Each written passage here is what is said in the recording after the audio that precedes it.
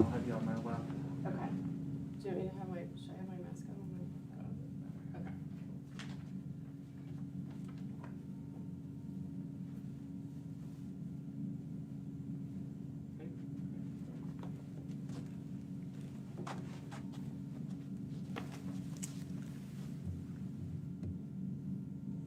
Good morning. Throughout this pandemic, we've forged great partnerships, leveraging our resources to respond effectively and as quickly as possible during this unprecedented time. One of those partnerships is with the St. Louis County Library. Through the county's Digital Equity Initiative, we've provided $4 million in CARES Act funding for the library to purchase and distribute more than 6,000 Chromebooks and 10,000 hotspots for our schools, as well as provide access to tutor.com, a live tutoring service available every day. The service provides those in grades kindergarten through 12 access to tutoring to help with homework and test prep. Another $1 million of CARES Act funds was provided to the library to purchase 1,500 GrandPad tablets. The GrandPad tablets are designed to meet the needs of those over the age of 75 to access technology and to stay connected to loved ones during the COVID-19 pandemic. These have been wildly popular. The combined impact of social isolation and limited access to technology has been particularly difficult for older adults during the COVID-19 pandemic. Today, I'm joined by Kristen Sorth, the director of the St. Louis County Library, to announce a new partnership to help get more people vaccinated. I'm going to turn it over to Kristen to provide more details. Good morning. I'm Kristen Sorth, Director of the St. Louis County Library. As Dr. Page mentioned, we strengthened our existing partnership during the pandemic by bridging the technology gap for older adults and students by providing technology in the form of Chromebooks, hotspots, and the very popular GrandPads. As part of the Digital Equity Initiative, we also partnered with the Miriam Learning Center to provide in-person tutoring at our branches for students pre-K through college with special needs, and we began offering access to an online database with resources for students and adults, tutor.com. Our 20 St. Louis County Library branches also played an important role in delivering vital services to the region. Even though the inside of the library was closed during much of 2020 and 2021, we quickly transitioned to using library parking lots and outdoor spaces to provide books and other materials to patrons and to partner with St. Louis County. We provided free masks, PPE, and COVID testing, as well as drive-through meals, including produce boxes, at 10 of our branches.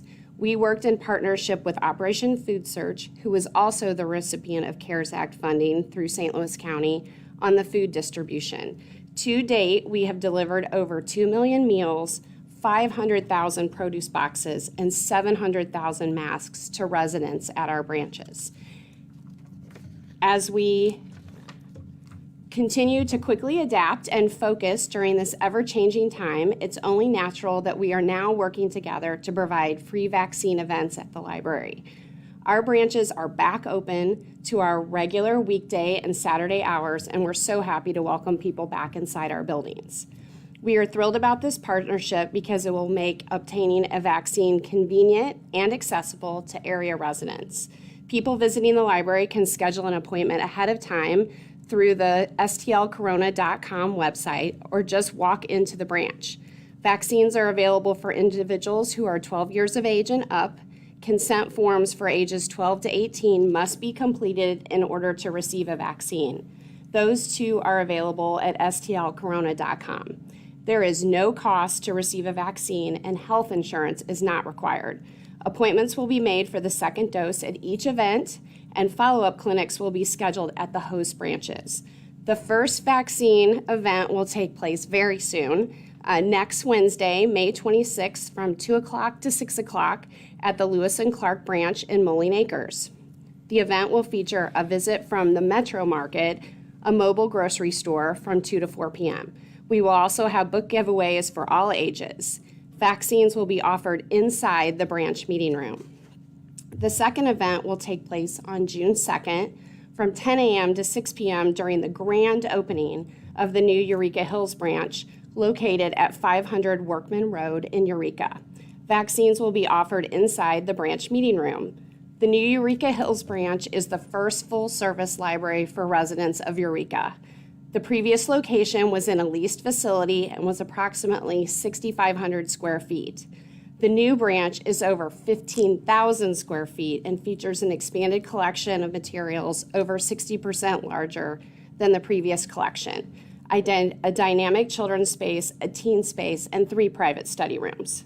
We are looking forward to adding more vaccine events in partnership with the county throughout the summer and plan to schedule vaccination clinics at our branches located in areas of St. Louis County with lower vaccination rates.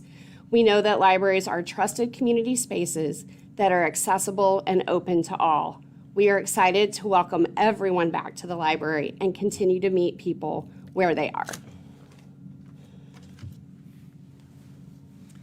Thank you, Kristen.